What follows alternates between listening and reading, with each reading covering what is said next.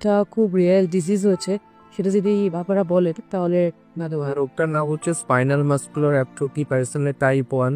এই রোগটার জন্য আস্তে আস্তে ওর মাসেলগুলো ধীরে ধীরে নষ্ট হতে থাকছে। যদি ট্রিটমেন্ট ওর সময় মতো না নেওয়া যায় তাহলে একটা লাইফ রিস্ক রয়েছে। ট্রিটমেন্টের জন্য একটি ইঞ্জেকশনের প্রয়োজন, যেটার দাম হচ্ছে 16 কোটি টাকা।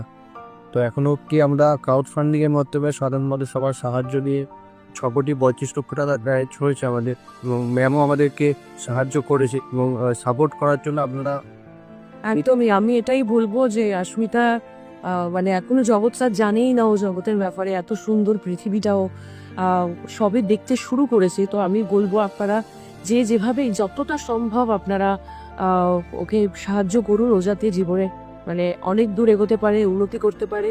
ওর বাবা মার অনেক ইচ্ছা ভালোবাসা, আজকে এত দূর এসছে আর আমিও থাকতে পারিনি। আমি এইটুকুনি ছোট্ট ফুলের মতো মানুষটিকে মানে কি বলবো, আমিও চাই